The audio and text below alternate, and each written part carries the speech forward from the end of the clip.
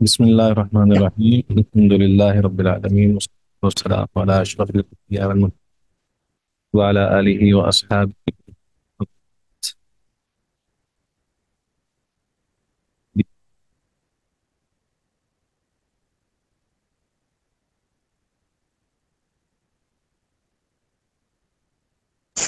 سر distraction ہو رہی ہے آپ کی وائس میں. چلے میں پڑھتا ہوں. سب سے تو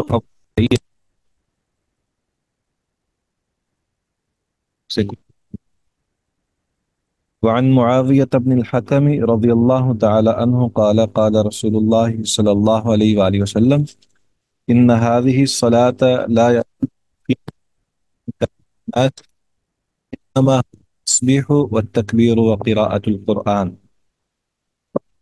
رواه مسلم.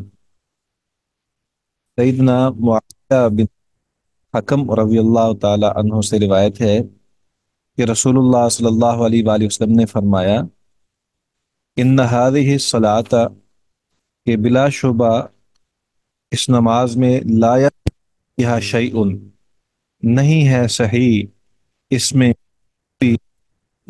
کہ من انما هو قراءت، بلا شبہ اس میں یعنی نماز کے اندر جو پڑھی جا سکتی ہے چیز وہ تسبیح و تکبیر اور قرآن مجید کی قرات ہے. یہ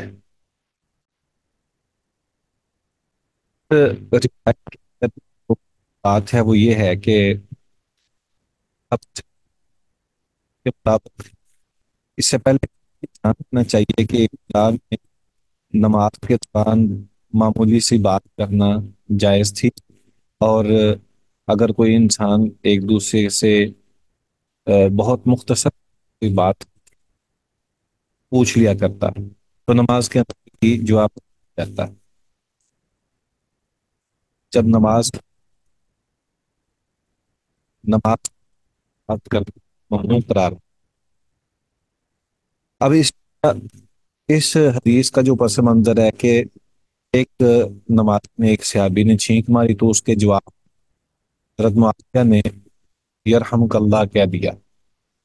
تو نماز سے فارغ ہو کر جو ہے نبی اکرم صلی اللہ علیہ وسلم نے یہ اعلان فرمایا کہ نماز میں ایک کو اس روایت کے اندر چند ایک چیزیں ہمارے سامنے کہ تسبیح و تکبیر کے بعد یہ بھی نماز کا حصہ ہے. بعض اوقات یہ محسوس جاتا ہے کہ شاید نماز کے اندر جو ہے وہ جو دعائیں ہیں، تسبیحات ہیں یا اللہ اکبر کہنا جو ہے یہی ہے، اور اگر امام جو ہے وہ قرات کر رہا ہے تو ایسی صورتحال میں مقتدی کو کسی صورت بھی یہ جائز نہیں ہے کہ وہ نماز کے دوران جو ہے وہ دیگر تلاوت جو ہے وہ کر سکے. تو اس سے یہ ثابت ہوتی ہے کہ انسان جو ہے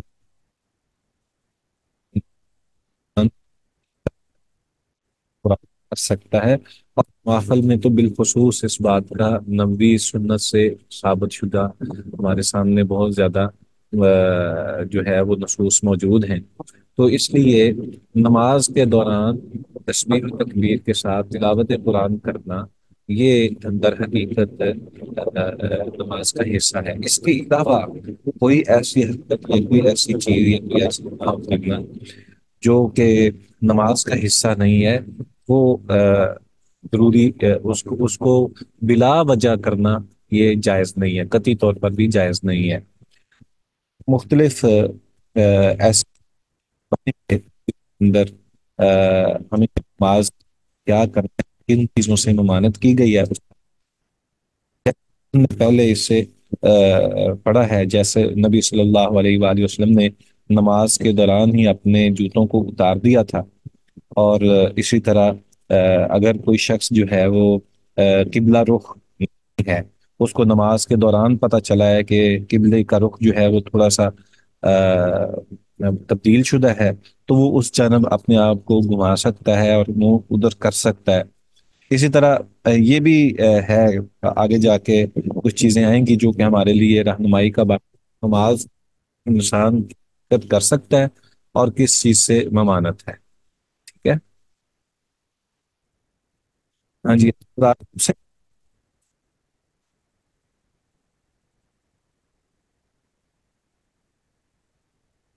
آگے پڑھیں, اگلی روایت پڑھیے.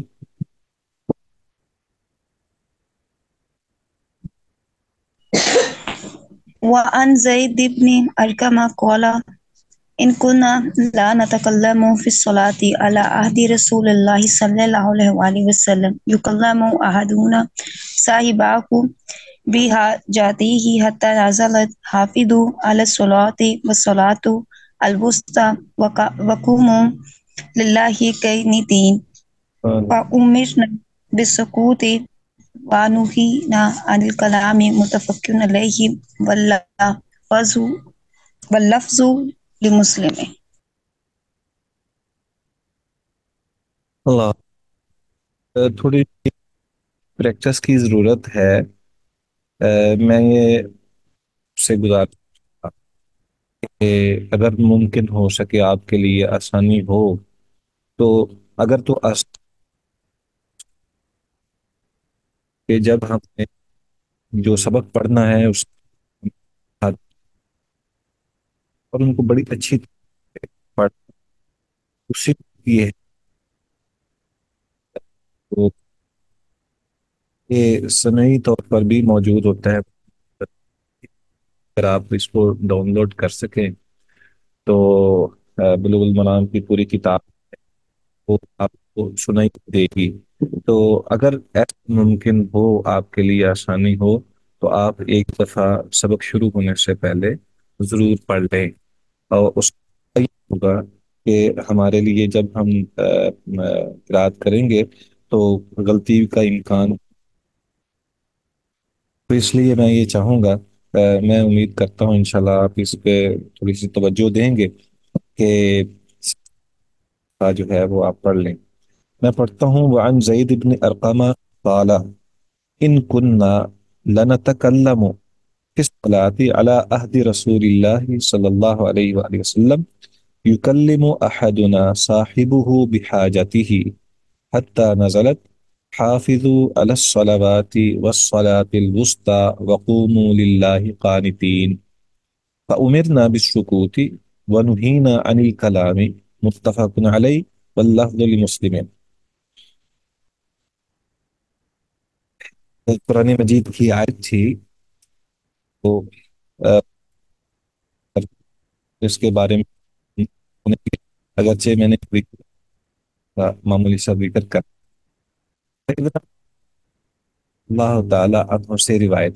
اعلیٰ وہ فرماتے ہیں ان کننا لنتکلم فی الصلاۃ علی عہد رسول اللہ صلی اللہ علیہ وآلہ وسلم کہ رسول اللہ صلی اللہ علیہ وآلہ وسلم کے دور میں ہم ان کی موجودگی میں ہم بات کر لیا کرتے تھے نماز میں. یکلم احدنا صاحبہ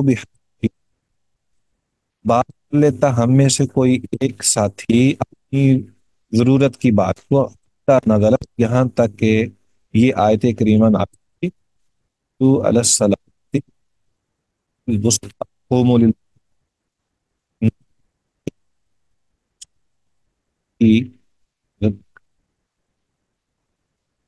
اور اللہ کے سامنے خاموشی سے کھڑے ہو جاؤ.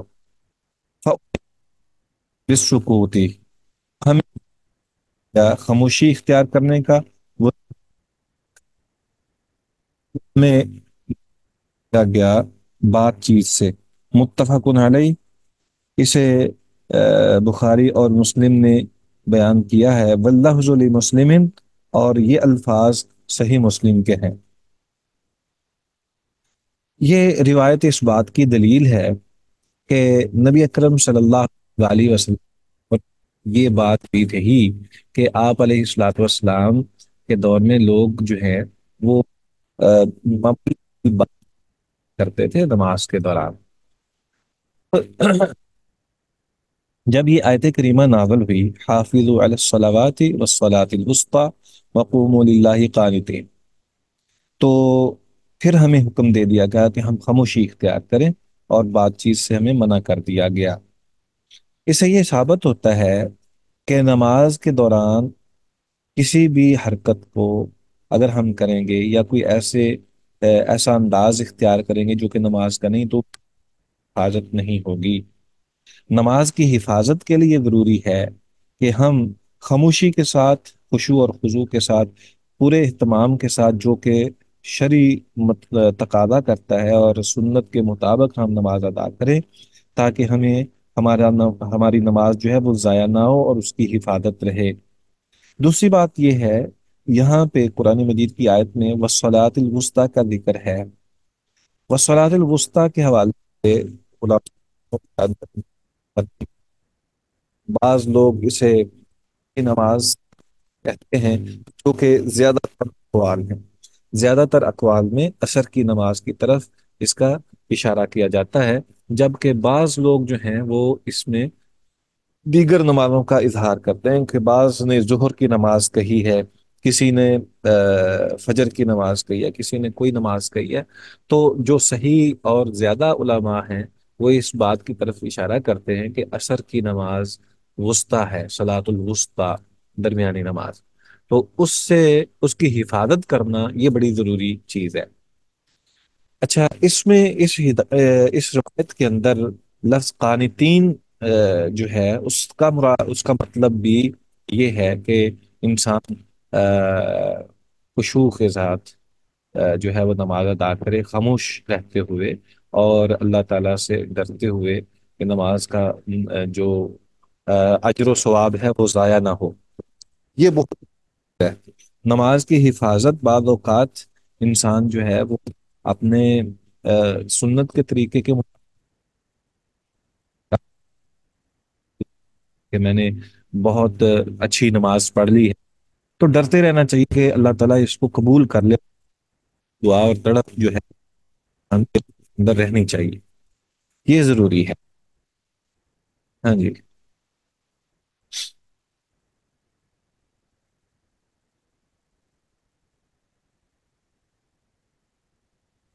हाँ जी, आगे। अबू हुरैरा ताला अन्हु की रिवायत, عن أبي هريرة رضي الله تعالى عنه قال قال رسول الله صلى الله عليه وآله وسلم التسبيح للرجال والتصفيق للنساء زاد مسلم في الصلاة. سیدنا ابو ہریرہ رضی اللہ تعالی عنہ سے روایت ہے، التسبیح للرجال، مردوں کے لیے سبحان اللہ کہنا، والتصفیق اور عورتوں کے لیے تالی بجانا ہے، متفق علیہ۔ زیادہ مسلم فی الصلاۃ، مسلم کے اندر الفاظ میں یہ اضافہ ہے کہ نماز میں، اگر نماز کے دوران ہے، امام نماز کے دوران اگر بھول جاتا ہے، تو ایسی صورتحال میں اسے چاہیے کہ وہ اپنے جو پیچھے مقتدی کھڑا ہے اس کے لیے یہ ہے کہ وہ سبحان اللہ کہہ کے امام کو متنبع کرتے ہیں کہ آپ کی یہ رکعت ہے، یہ سجدہ ہے، یا یہ اتحیات رہ گیا ہے، یا کوئی اس طرح کی کوئی بات ہے، یہ کوئی چیز ہے، البتہ یہاں پہ قرآن کے اندر غلطی ہو، یعنی امام صاحب اگر قرآن مجید کی تلاوت میں غلطی کر رہے ہیں، تو وہ پھر باقاعدہ طور پر پیچھے لقمہ دینا بنتا ہے، کہ وہ صحیح طور پر یہ بتا دے کہ آپ یہاں پہ جو بھول رہے ہیں یا اس کے اندر یہ تبدیلی کر رہے ہیں، تو اس کو ٹھیک کر لیں۔ اور لیے سبحان اللہ، اب تالی بجانے کا مطلب یہ نہیں ہے کہ بہت شور کرنا مقصود ہو، بلکہ صرف تنبیہ کرنی ہی مراد ہے، صرف تنبیہ کرنی ہی مراد ہے، تو یہ ضروری ہے۔ یہاں پہ ایک بات ہمارے سامنے آتی ہے کہ عام حالت میں تالیاں بجانا اس کی ممانعت ہے، عام حالت میں میں ممانت اس انداز سے ہے کہ اس کو جو ہے وہ برا محسوس کیا گیا ہے شریعت کے اندر، اور یہ کفار مکہ کا، مشرکین مکہ کا یہ طریقہ تھا کہ وہ بیت اللہ کے قریب نماز کے دوران، یعنی وہ نماز کم اور تالی بجانا، طواف کم کرتے تھے اور شور اور تالیاں بجاتے تھے.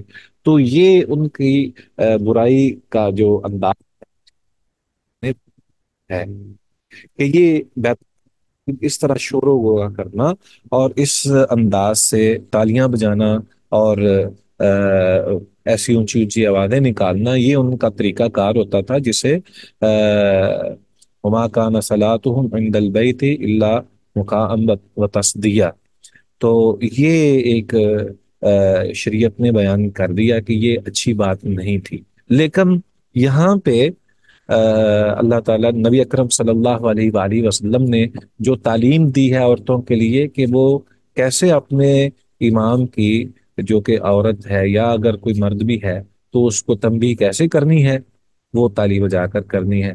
تو اس سے یہ ثابت ہوتا ہے کہ شریعت کے جو احکام ہیں اس کا تعلق جو ہے وہ اللہ تعالیٰ کی ذات کے ساتھ ہے، انسان کی اپنی خواہشات کے مطابق نہیں ہے.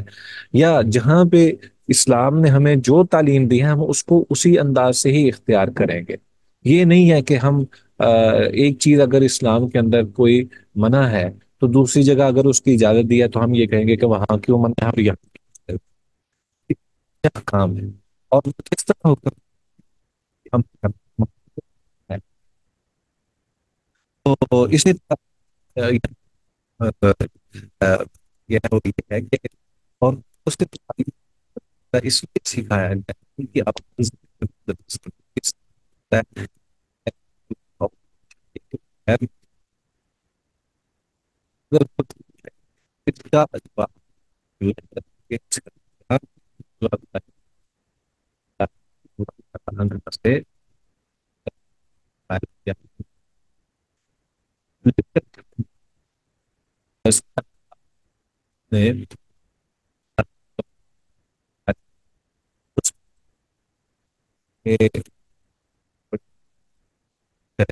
بلکہ بات سیدھی کرنا اور اس کے اندر یا سے ہو رہی ہو، وہ نہیں ہونی چاہیے. تو یہ یہ کا جو کرنا ہے جو اکرم صلی اللہ علیہ وسلم. ہاں جی، اب آواز آ رہی ہے صحیح؟ بہتر ہے.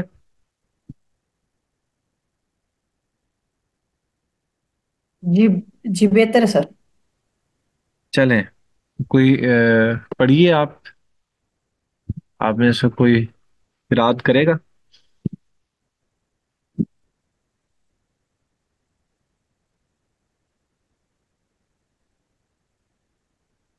وعن مطرف بن عبد الله بن الشخير عن أبيه قال رأيت رسول الله صلى الله عليه وآله وسلم يصلي وفي صدره عزيز كعزيز المرجل من البكاء أخرجه الخمسة إلا ابن ماجه وصححه ابن حبان.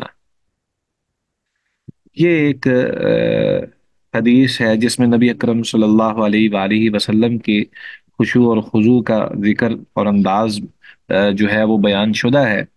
اس میں مطرف بن عبداللہ بن شخیر اپنے والد سے عبداللہ بن شخیر سے بیان کرتے ہیں.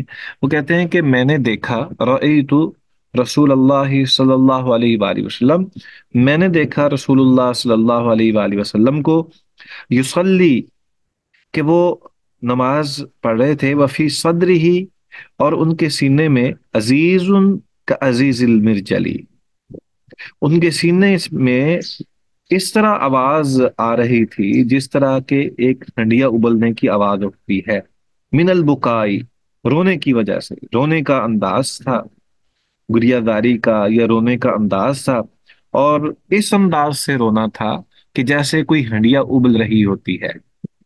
اسے ابن ماجہ کے علاوہ پانچوں نے ہی اس کو بیان کیا ہے. اور ابن حبان نے اسے صحیح کہا ہے۔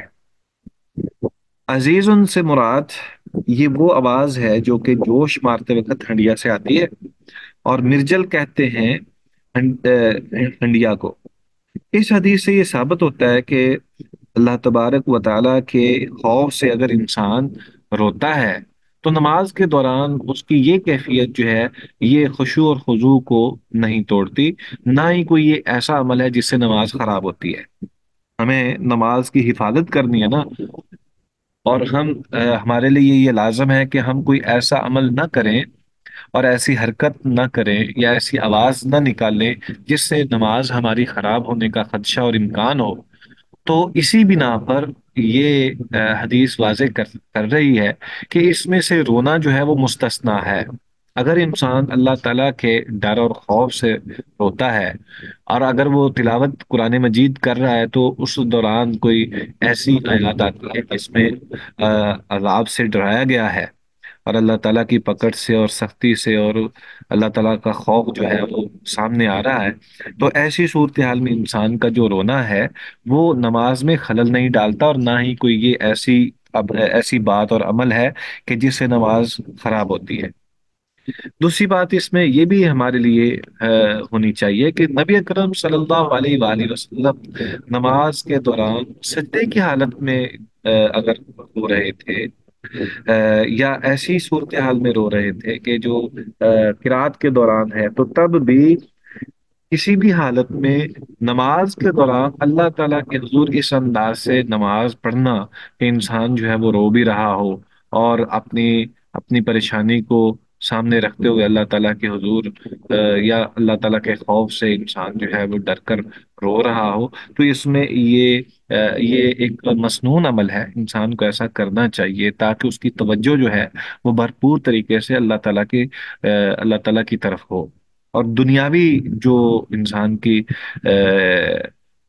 باقی جتنی بھی توجہ ہیں ان سب کچھ سے انسان جو ہے وہ کٹ کر ایک اللہ کی طرف ہی اس کی منزل مقصود ہو۔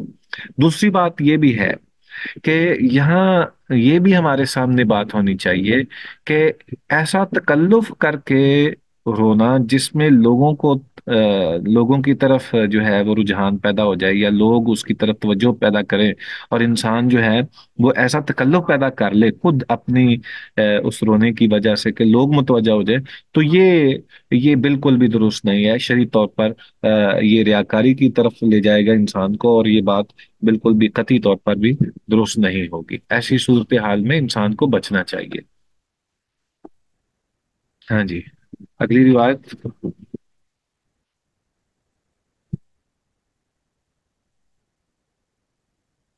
پڑھیں پہلے۔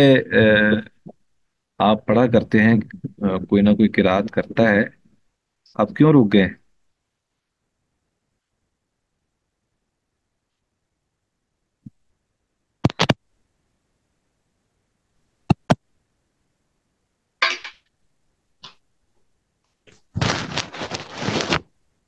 السلام علیکم۔ جی وعلیکم السلام۔ ہاں سر، میں پڑھتی ہوں۔ وَأَن یہ پڑھ لیا، بسم اللہ الرحمن الرحیم۔ وَأَن عَلِيٍّ رضی اللہ تعالی عنہ قال کان لی من رسول اللہ صلی اللہ علیہ وسلم مدخلان فكنت اذا اتيته وهو يصلي تنحنح لي، رواہ النسائی وابن ماجہ۔ وعن علي رضي الله تعالى عنه قال كان لي من رسول الله صلى الله عليه وآله وسلم مدخلان فكنت إذا أتيته وهو يصلي تنحنح لي، رواه النسائی وابن ماجہ۔ یہ حدیث نماز کے دوران کھانسنے کے حوالے سے اس انداز سے کہ کوئی اس کی طرف توجہ کر لے، یا ایسی صورتحال، یہ نفلی نماز، اول تو یہ نفلی نماز ہے جو کہ نبی اکرم صلی اللہ علیہ وسلم کے حوالے سے یہاں پہ بیان ہو رہی ہے، تو اس میں پہلے حدیث کا ہم ترجمہ کرتے ہیں، پھر اس پہ ہم تھوڑی سی بات کرتے ہیں۔ سیدنا علی رضی اللہ تعالی عنہ کہتے ہیں کان علی من رسول اللہ صلی اللہ علیہ وآلہ وسلم مدخلانی، کہ تھے میرے لیے رسول اللہ صلی اللہ علیہ وآلہ وسلم کے گھر میں خدمت میں حاضر ہونے کے دو وقت۔ فَكُنْتُ إِذَا أَتَيْتُهُ وَهُوَ يُصَلِّي، جب میں آپ کی خدمت میں ہوتا حاضر، وہو یصلی، اور وہ نماز پڑھ رہے ہوتے، تنحنح لی، تو آپ مجھے مطلع کرنے کے لیے کھنگار دیتے، یعنی کھانسی کر دیتے۔ رواہ النسائی و ابن ماجہ۔ اس حدیث سے یہ معلوم ہوتا ہے کہ ایسی آواز جو کہ بعض اوقات ضروری ہو جائے، یا نماز کے دوران، بالخصوص نوافل کی یہ بات ہے کہ نفل کے دوران جب کوئی ایسی حرکت سامنے آ جائے یا ضرورت اور مجبوری پیش آ جائے، تو انسان معمولی حرکت نماز کے دوران بھی کر لیتا ہے۔ جیسا کہ ہمارے سامنے اس کے لیے ایک اور بھی بات ہے کہ نبی اکرم صلی اللہ علیہ وآلہ وسلم جب نفلی نماز ادا کرتے سواری کے اوپر، تو اس کی کیا کیفیت ہوتی؟ ظاہر بات ہے کہ آپ سواری کے اوپر بیٹھے ہوئے ہوتے اور آپ نفل نماز ادا کر لیتے۔ پہلے اس کا ہم نے جیسے پڑھ لیا ہے کہ قبلہ رخ کر کے، سواری کو قبلہ رخ کر کے آپ نماز شروع کر لیتے، پھر اس کے بعد سواری کا منہ جس طرف بھی ہوتا، یعنی غیر قبلے کی طرف بھی اگر وہ مڑ جاتا، تو اس میں نبی صلی اللہ علیہ وسلم اپنی نماز مکمل فرما لیتے۔ گویا کہ نفلی نماز کے اندر یہ کیفیت ہے کہ اگر انسان سواری کے اوپر ہے، اور ظاہر بات ہے کہ اگر سواری چل رہی ہے، آپ اونٹنی پر سوار ہیں، تو رستہ بھی آپ دیکھ رہے ہیں، اور اگر کوئی کہیں پہ ایک ایسی کوئی صورتحال ہے تو سامنے کی اشیاء جو ہے وہ نظر بھی آ رہی ہیں، اور آپ بخوبی باخبر بھی ہیں ہر ایک چیز سے جو ارد گرد کی صورتحال ہے۔ تو اس کا مطلب یہ ہوا کہ نماز کے دوران انسان بالکل ہی اپنے ماحول سے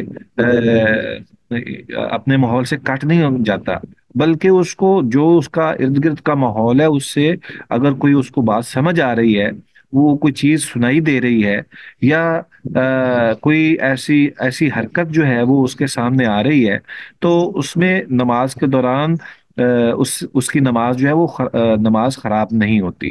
دوسرا یہ بھی کہ اگر ایسی صورتحال پیدا ہو جائے کہ جس میں مجبوری ہو، تو انسان معمولی سی حرکت بھی کر لیتا ہے، جیسا کہ اس روایت میں بھی ہے کہ نبی اکرم صلی اللہ علیہ وآلہ وسلم نفلی نماز پڑھتے تھے گھر میں، تو آپ نفل نماز پڑھ رہے ہوتے، جب حضرت علی رضی اللہ تعالی عنہ آتے، تو اس موقع پر اگر نماز پڑھ رہے ہوتے تو آپ صلی اللہ علیہ وسلم ان کے لیے، ان کو اجازت دینے کے لیے کھانس دیتے کہ ٹھیک ہے آپ آ جائیں، آپ کو اجازت دی جاتی ہے۔ تو یہ ثابت ہے، اس حدیث سے یہ بات ثابت ہوتی ہے کہ نماز کے دوران انسان جو نفلی نماز ہے اس کے دوران اگر کوئی انسان معمولی سی ایسی چیزوں سے آگہی حاصل کر رہا ہے تو اس میں کوئی حرج نہیں ہے۔ البتہ فرضی نماز کی بات جو ہے وہ تھوڑی سی الگ ہے۔ ہمیں اس بات کا اندازہ ہے کہ نبی صلی اللہ علیہ وآلہ وسلم نے فرضی نماز ہمیشہ سواری پر نہیں پڑھی بلکہ زمین پر ہی پڑھی ہے۔ تو ایسی صورتحال اگر جیسے ہم نے پہلے بات کی ہے کہ ایسی صورتحال سے انسان دو چار ہو جائے کہ ہوائی سفر ہے یا ٹرین کا سفر ہے، تو رکنی نہیں ہے ٹرین وغیرہ یا ہوائی جہاز نے رکنا نہیں ہے، تو ایسی صورت میں تو انسان سواری پر پڑھ لے۔ لیکن اگر انسان جو ہے وہ اختیار رکھتا ہے کہ وہ وقت کے دوران، اپنے نماز کی وقت کے دوران، اوقات کے درمیان جو ہے وہ زمین پر نماز پڑھ سکتا ہے، تو اسے پڑھنی چاہیے، زمین پر ہی پڑھنی چاہیے۔ تو فرضی نماز کے دوران بھی حرکت کرنا بعض اوقات جو کہ بہت ضروری ہے اس کی اجازت ہے، جیسے نبی صلی اللہ علیہ وآلہ وسلم نے اپنے جوتے اتار دیے تھے، اور آپ سے ہم ایک دفعہ آگے ہوئے ہیں، پھر تھوڑا سے پیچھے ہوئے ہیں۔ اسی طرح نماز کے دوران ہم نے ابھی پڑھ لیا ہے کہ سبحان اللہ کہا جاتا ہے، اور خاتون جو ہے وہ تالی بجا سکتی ہے اگر امام جو ہے اس سے غلطی ہو رہی ہے۔ تو یہ چند ایک حرکتیں یا ضرورت کی وجہ سے اجازت جو ہے وہ موجود ہے کہ فرض کے اندر بھی انسان کر سکتا ہے، لیکن نوافل کے دوران تو بہرحال اس کو مکمل اجازت ہے، لیکن فرض نماز کے اندر اس طرح کی صورتحال جو ہے وہ بہت ہی کم ہمارے سامنے آتی ہے۔ ہم اس کو آگے پڑھیں گے، اگلی روایات ہمارے سامنے آتی ہیں تو مزید بات واضح ہو جائے گی۔ جی پڑھیے آگے۔ سر میں پڑھوں؟ جی۔ وعن ابن عمر رضی اللہ تعالی عنہما قال قلت لبلال کیف رأیت النبی يرد عليهم حين يسلمون عليه وهو يصلي قال يقول هكذا وبسط كفه أخرجه أبو داود وترمذي وصححه۔ دیکھیے اس روایت میں تھوڑی سی مزید وضاحت ہے اس حوالے سے جو ہم بات کر رہے ہیں۔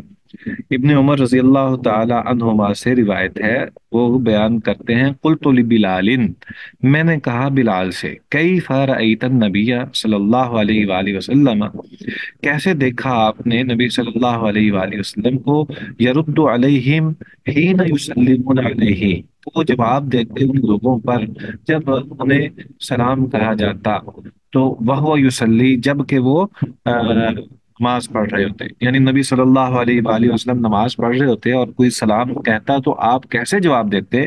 قالا، تو انہوں نے جواب دیا، یقول ہاکذا وبسط کفہ، انہوں نے کہا کہ آپ اس طرح کرتے اور اپنا ہاتھ پھیلا دیا، یعنی ہاتھ تھوڑا سا اٹھا دیا۔ اخرجہ ابو داود و ترمذی و صحاحہ، ایک ہاتھ اٹھانا تو وہ ہے نا جو کہ اسلام کا جواب دیتے ہوئے بعض اوقات گزرنے والا ایک دوسرے کو پورا مکمل ہاتھ اٹھا کر جو ہے وہ اپنے بازو سمیت ہاتھ اٹھاتا ہے اور جواب دیتا ہے۔ یہ طریقہ جو ہے یہ بہرحال اس پہ تو بات الگ ہو سکتی ہے، البتہ نماز کے دوران ہاتھ نہیں اٹھانا، یعنی مکمل بازو سمیت ہاتھ اٹھانا کا وجود نہیں ہے، بلکہ ہتھیلی تھوڑی سی اوپر کرنا ہی مقصود ہے۔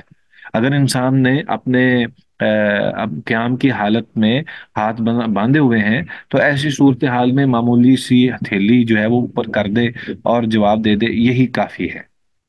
تو مطلب وبسط کفہ سے مراد یہ ہے کہ دراز کیا، یعنی پھیلایا اپنے ہاتھ کو، ٹھیک ہے۔ اس حدیث سے یہ بات جو ہے وہ ثابت ہوتی ہے کہ نماز میں سلام کا جواب اشارے سے دینا مشروع ہے۔ گویا کہ ہم نماز کے اندر اگر کوئی ہمیں سلام کہتا ہے تو سلام کا جواب دینا چونکہ یہ بھی فرض ہے، تو اس صورتحال سے انسان جو ہے وہ جواب دے سکتا ہے۔ البتہ یہ ضروری نہیں ہے کہ تمام لوگ جو ہے وہ اس کا جواب دیں، تمام لوگ جو ہے وہ اس کا جواب دیں۔ دوسری بات یہ ہے کہ کچھ ایسے بھی ہیں جو نماز میں، یعنی علماء کی رائے یہ بھی ہے کہ نماز کے دوران سلام کا جواب دینا جو ہے وہ جائز نہیں ہے، ممنوع ہے۔ ان کا موقف یہ ہے کہ یہ اس وقت کی بات ہے جب نماز میں جواب دینا جائز تھا، بعد میں جب نماز کی حالت میں گفتگو اور کلام کرنا حرام کر دیا گیا تو اس وقت سے سلام کا جواب بھی حرام ہو گیا، اور اس لیے کہ یہ اشارہ معنوی کلام ہے، یعنی اشارے کنائے سے اگر کوئی انسان بات کرتا ہے تو یہ کلام ہی ہے، بے شک معنوی ہے، مگر قابل غور بات یہ ہے کہ اگر یہ اس موقع کی بات ہوتی جبکہ نماز میں سلام کا جواب جائز تھا تو پھر اشارے سے سلام کے جواب کی کیا ضرورت تھی؟ یعنی وہ تو پھر وعلیکم السلام ہی کہا جاتا تھا اور کہہ دینا تھا۔ تو دوسری بات یہ ہے کہ گفتگو کی ممانعت اور اشارے سے سلام کا جواب تو اس بات کی دلیل ہے کہ جب نماز میں بات چیت کرنا حرام تھا اس وقت اشارے سے جواب جائز تھا۔ صحیح بات یہی ہے کہ بلا ریب و تردد نماز کی حالت میں اشارے سے اسلام کا جواب دینا یہ جائز ہے۔ اس حدیث سے یہ بھی معلوم ہوتا ہے کہ باہر سے آنے والا نمازی کے لیے نماز میں مصروف نمازیوں کو سلام کرنا جو ہے یہ ان کے لیے جائز ہے، درست ہے، البتہ جواب کلام سے نہیں بلکہ اشارے سے دیا جائے گا۔ اب اس سے یہ بھی بات سامنے آتی ہے کہ بعض اوقات اگر کوئی انسان زبان سے سلام کہتا ہے اور دوسرا جو ہے وہ ایسی صورتحال میں اگر اشارے کے ساتھ اس کا جواب دے دیتا ہے تو کم از کم اس نے جو اس کے اوپر فرض تھا اس فرض کو، اس لازم کو مکمل کر دیا ہے کہ اس نے کم از کم اشارے سے ہی جواب دے دیا ہے۔ اب یہ بات ہے کہ اشارے کی نوعیت کیا ہے، اس سے یہ ثابت ہوتا ہے کہ بعض مسند احمد میں سیدنا صہیب رضی اللہ تعالی عنہ کی حدیث سے اور جامع ترمذی میں ابن عمر رضی اللہ تعالی عنہ کی حدیث سے یہ معلوم ہوتا ہے کہ آپ ہاتھ یا انگلی کے اشارے سے سلام کا جواب دیتے تھے، یعنی آپ تھوڑا سا انگلیوں کو اٹھا لیتے اور اس کے ساتھ ہاتھ بھی اڑ جاتا، یعنی ہاتھ جو ہے وہ بھی تھوڑا سا پھیل جاتا اور اٹھا دیتے، تو یہ اتنا ہی کافی ہے، ٹھیک ہے جی۔ اس بارے میں آپ نے کوئی سوال تو نہیں پوچھنا؟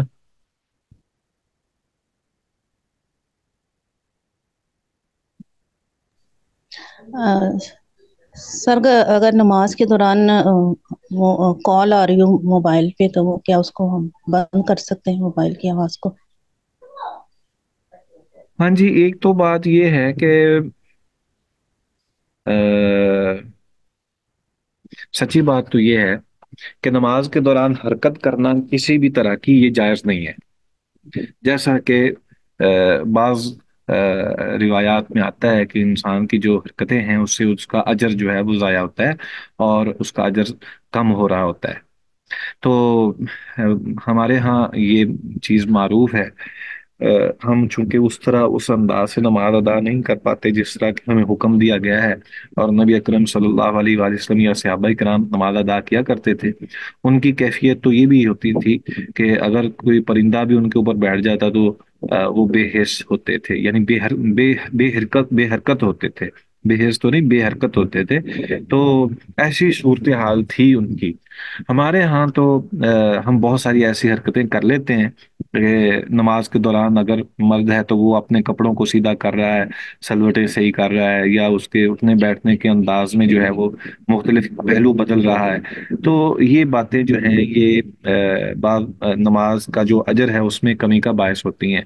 اسی طرح انسان جو ہے وہ اس سے بھی زیادہ اگر حرکت کرے، یعنی جیسا کہ آپ نے کہا موبائل جو ہے وہ، تو اس کی ایک صورت تو یہ ہے کہ آپ کی توجہ وہ دوسری طرف مشغول ہو جائے، یعنی موبائل کی طرف ہی مشغول ہو جائے.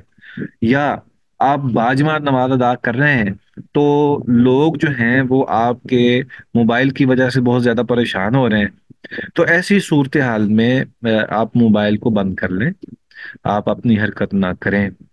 جس طرح کہ ہمارے سامنے یہ بھی ہے کہ نبی اکرم صلی اللہ علیہ وآلہ وسلم کے جو نواسے اور نواسی تھی سیدہ امامہ وغیرہ، اور سیدنا حسن و حسین رضی اللہ تعالیٰ عنہما، یہ دوران نماز نبی اکرم صلی اللہ علیہ وآلہ وسلم جبکہ فرضی نماز کی حالت میں ہوتے تو یہ دوران نماز آپ کے آگے پیچھے ہوتے، کبھی آپ کی کمر پر بیٹھ جاتے. کوئی اس طرح کی روایات ہمارے سامنے آتی ہیں. تو آپ بعض اوقات یہ بھی روایت میں آتا ہے کہ آپ ان کی وجہ سے سجدوں کو لمبا بھی کر لیتے، اور اسی طرح اس کے برعکس بھی ہے تو اٹھا بھی لیتے، بچے کو اٹھا بھی لیتے.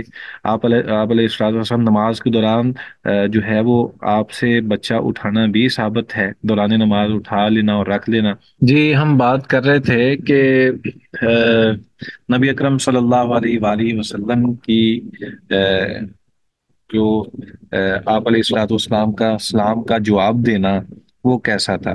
اس پہ یہ سوال آیا تھا کہ کیا ہم نماز کے دوران موبائل وغیرہ بند کر سکتے ہیں. تو اس کا مختصراً جواب یہی ہے کہ اگر تو آپ کو وہ موبائل جو ہے وہ مخل کر رہا ہے، یعنی آپ کی نماز کے اندر اس کی توجہ جو ہے نمازی کی وہ جا رہی ہے، یا آپ دوسروں کے لیے خلل کا باعث بن رہے ہیں، نماز با جماعت ہے اور دوسرے بھی نماز پڑھ رہے ہیں، تو ایسی صورتحال میں تو نماز ادا کرنی چاہیے.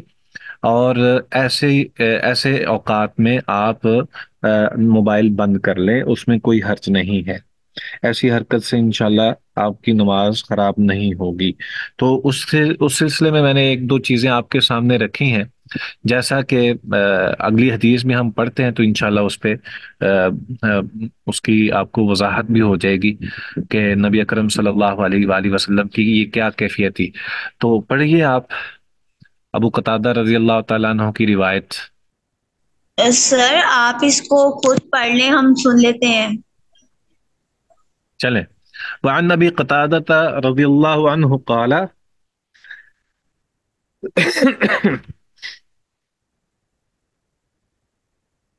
كان رسول الله صلى الله عليه وآله وسلم يصلي وهو حامل أمامة بنت زينب فإذا سجد وضعها وإذا قام حملها متفق عليه ولمسلم وهو يؤم الناس في المسجد.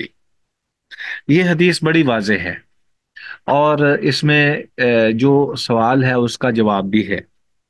ابو قتادہ رضی اللہ تعالی عنہ سے روایت ہے، وہ کہتے ہیں کہ نبی اکرم صلی اللہ علیہ وآلہ وسلم نماز پڑھاتے وہو حامل امامۃ بنت زینب، تو آپ اپنی بیٹی زینب کی بیٹی امامہ کو اٹھائے ہوئے ہوتے، فَإِذَا سَجَدَ وَضَعَهَا، جب آپ سجدہ کرتے تو بیٹی کو نیچے بٹھا دیتے، وَإِذَا قَامَ حَمَلَهَا، اور جب آپ قیام کے لیے اٹھتے کھڑے ہوتے تو پھر آپ اس کو اٹھا لیتے۔ متفق علیہ، اسے بخاری و مسلم نے روایت کیا ہے۔ ولی مسلم، اور مسلم کی ایک روایت ہے، وَهُوَ يَؤُمُّ النَّاسَ فِي الْمَسْجِدِ، اس میں یہ اضافہ ہے کہ آپ علیہ الصلوۃ والسلام ایسی حالت اس وقت بھی تھی جب کہ آپ مسجد میں لوگوں کو نماز پڑھا رہے تھے، یعنی آپ جماعت کروا رہے تھے اور امام تھے، اور امامت کی حالت میں آپ نے امامہ کو اٹھایا اور پھر رکھا، پھر اٹھا لیا۔ اس سے یہ ثابت ہوتا ہے کہ دوران نماز بچوں کو اٹھانا، اس میں کوئی قباحت نہیں ہے، کیونکہ بعض اوقات ایسا ہوتا ہے کہ بچے جو ہیں وہ اگر آپ نہیں ان پر توجہ دیتے یا وہ ضد کر رہے ہیں کہ ان کو اٹھایا جائے تو وہ نہ اٹھائیں تو وہ رونا شروع کر دیتے ہیں، جس سے دیگر لوگ بھی پریشان ہوتے ہیں اور خود نماز پڑھنے والا بھی مضطرب رہتا ہے۔ تو ایسی صورتحال میں بچے کو اٹھانے میں کوئی حرج نہیں ہے۔ اسی طرح یہ کہا گیا ہے کہ یہ اگر وہ نمازی جو ہے یا اٹھانے والا جو ہے وہ امام ہے یا مامون ہے، دونوں مامون یعنی مقتدی ہے، تو دونوں صورتوں میں اس کے لیے یہ ہے کہ وہ بچے کو اٹھانا چاہے تو کوئی حرج نہیں ہے، نماز اس سے باطل نہیں ہوگی۔ اس کے علاوہ دیگر جو اعمال ہیں ان کے حوالے سے ائمہ کا کیا موقف ہے؟ امام شوکانی رحمہ اللہ سے کسی نے دریافت کیا تھا کہ نماز میں اگر سر سے ٹوپی وغیرہ گر جائے تو اسے اٹھا کر آدمی سر پر رکھ سکتا ہے؟ تو انہوں نے جواب دیا کہ نبی صلی اللہ علیہ وسلم نے 3 سال کی بچی امامہ بنت زینب کو اٹھا لیا تھا، تو پگڑی یا ٹوپی وغیرہ گرنے کی صورت میں اٹھا لینے میں آخر کیا مذائقہ ہے؟ گویا کہ اٹھانا جائز ہے اور یہ عمل کثیر نہیں ہے۔ تو یہ اس صورت میں بچوں کو اٹھایا جا سکتا ہے جب کہ ان کے بچے یعنی بچے جو ہیں وہ پاک ہوں اور پاکی کی حالت میں ہوں، تو ایسی صورت میں بچوں کو اٹھانے میں کوئی حرج نہیں ہے، کوئی مذائقہ نہیں ہے۔ ہمارے لیے ایک اور روایت ہے جو کہ ابھی ہم نے پڑھنی ہے اور پھر اس کے بعد یہ باب ختم ہوگا۔ تو سیدنا ابو ہریرہ رضی اللہ تعالی عنہ سے روایت ہے، وعن ابی ہریرہ رضی اللہ عنہ قال قال رسول اللہ صلی اللہ علیہ وآلہ وسلم اقتلوا الاسودین فی الصلاة الحیۃ والعقرب، اخرجہ الاربعۃ وصححہ ابن حبان۔ سیدنا ابو ہریرہ رضی اللہ تعالیٰ عنہ سے روایت ہے، رسول اللہ صلی اللہ علیہ وسلم نے ارشاد فرمایا، نماز میں 2 سیاہ جانوروں کو مار دو، سانپ اور بچھو کو۔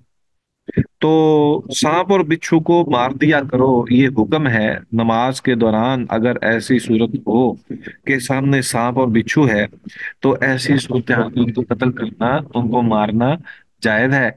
اور یہ صرف یہی نہیں بلکہ اگر کوئی ایسی چیز ہے جو کہ موذی ہے یعنی اذیت دینے والی ہے یا جان کے درپے ہے، تو نماز کے دوران اگر اس سے خلاصہ پا لیا جائے اور ان کو قتل کر دیا جائے تو اس میں کوئی حرج نہیں ہے، اس سے نماز باطل نہیں ہوتی۔ اس سے یہ بھی محسوس ہوتا ہے کہ موذی جانوروں کو مارنا بھی چاہیے، مار دینا چاہیے۔ اگر نماز کے دوران بچھو اور سانپ کو قتل کرنا جائز ہے تو عام حالت میں بالاولیٰ جائز ہے۔ تو جمہور کا موقف بھی یہی ہے کہ نماز کے دوران سانپ اور بچھو کو مارنے سے نماز فاسد نہیں ہوتی۔ ٹھیک ہے جی، آج کا ہمارا سبق جو ہے وہ یہاں تک ہے۔